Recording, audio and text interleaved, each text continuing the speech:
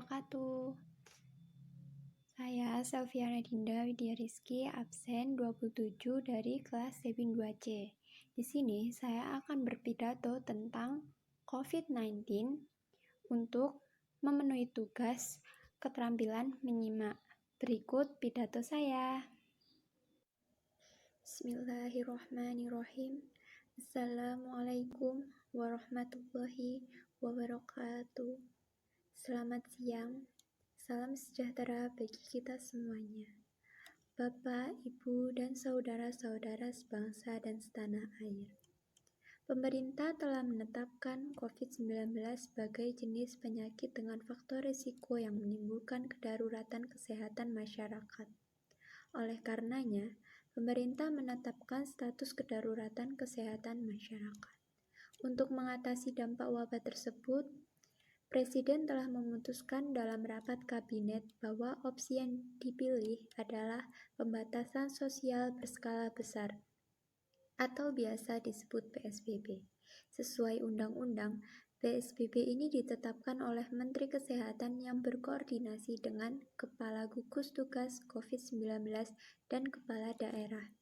Dasar hukumnya adalah Undang-Undang Nomor 6 Tahun 2018 tentang kekarantinaan kesehatan. Pemerintah juga menerbitkan peraturan pemerintah tentang pembatasan sosial berskala besar dan keputusan Presiden tentang penetapan kedaruratan kesehatan masyarakat untuk melaksanakan amanat undang-undang tersebut. Dengan terbitnya peraturan ini, semua jelas. Para kepala daerah diminta untuk tidak membuat kebijakan sendiri-sendiri yang tidak terkoordinasi. Semua kebijakan di daerah harus sesuai dengan peraturan, berada dalam koridor undang-undang dan peraturan pemerintah, serta keputusan Presiden. Polri juga dapat mengambil langkah-langkah penegakan hukum yang terukur dan sesuai dengan undang-undang agar PSBB ini dapat berlaku secara efektif dan mencapai tujuannya pencegahan meluasnya wabah. Bapak, Ibu, dan saudara-saudara sekalian yang saya hormati, kita harus belajar dari pengalaman dari negara lain, tetapi kita tidak bisa menirunya begitu saja. Sebab semua negara memiliki ciri khas masing-masing, baik itu luas wilayah, jumlah penduduk, kedisiplinan, kondisi geografi, karakter, budaya, perekonomian masyarakat, dan lain-lain. Oleh karena itu, kita tidak boleh gegabah dalam merumuskan strategi. Semuanya harus dihitung, semuanya harus dikalkulasi dengan cermat, dan inti kebijakan kita sangat jelas dan tegas.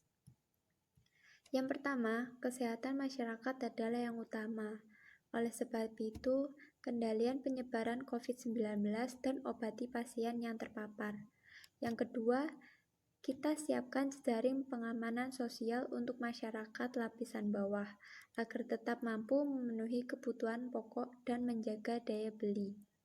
Ketiga, menjaga dunia usaha, utamanya usaha mikro, usaha kecil, usaha menengah agar tetap beroperasi dan mampu menjaga penyerapan tenaga kerjanya. Dan pada kesempatan ini, Presiden akan fokus pada penyiapan bantuan untuk masyarakat lapisan bawah.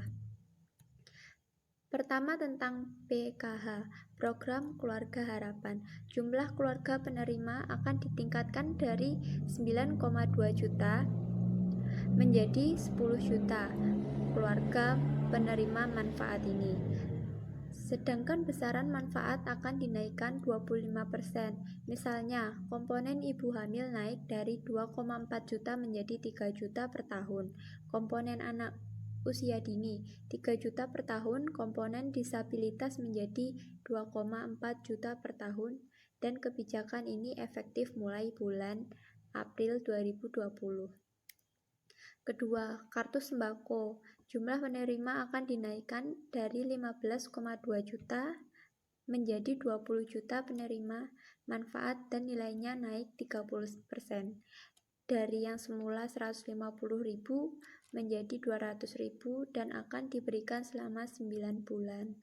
Yang ketiga, tentang kartu prakerja. Anggaran kartu prakerja ini dinaikkan dari yang tadinya 10 triliun menjadi 20 triliun.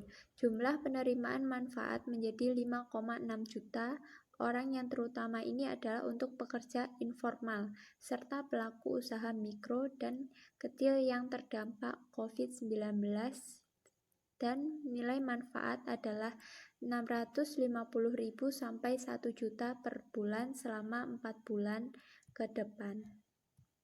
Yang keempat, pemerintah menerapkan tentang tarif listrik, bahwa untuk pelangganan listrik 450 volt yang jumlahnya sekitar 24 pelanggan akan digratiskan selama 3 bulan ke depan, yaitu untuk bulan April, Mei, dan bulan Juni 2020. Sedangkan untuk pelanggan 900 volt yang jumlahnya sekitar 7 juta pelanggan akan didiskon 50%. Artinya hanya membayar separuh saja untuk bulan April, Mei, dan bulan Juni 2020. Yang kelima, perihal antisipasi kebutuhan pokok, pemerintah mencadangkan 25 triliun untuk memenuhi kebutuhan pokok serta operasi pasar dan logistik. Keenam, perihal keringanan pembayaran kredit bagi para pekerja informal, baik itu ojek online, sopir, taksi, dan pelaku usaha mikro kecil dan menengah, nelayan dengan penghasilan harian dengan kredit di bawah 10 miliar. Otoritas Jasa Keuangan telah menerbitkan aturan mengenai hal tersebut dan dimulai berlaku bulan April ini. Setelah ditetapkan prosedur pengajuan tanpa harus datang ke bank atau perusahaan leasing, cukup melalui email atau media komunikasi digital seperti WhatsApp. Saya rasa itu yang bisa saya sampaikan pada kesempatan yang baik ini. Terima kasih. Wassalamualaikum warahmatullahi wabarakatuh. Nah, untuk mengetahui seberapa potensi kita dalam menyimak, maka akan saya beri pertanyaan. Pertama, apa inti dari isi pidato tersebut? Yang kedua, lalu kebijakan apa saja yang diberikan oleh Presiden untuk dilaksanakan guna pencegahan virus corona tersebut? Yang ketiga, kebijakan apa saja yang diberikan oleh Pak Jokowi guna mengatasi masyarakat menengah ke bawah untuk perekonomiannya? Dan untuk pertanyaan yang terakhir, pada pasal berapakah PSBB ini diatur? Terima kasih. Sekian dari saya. Wassalamualaikum warahmatullahi wabarakatuh.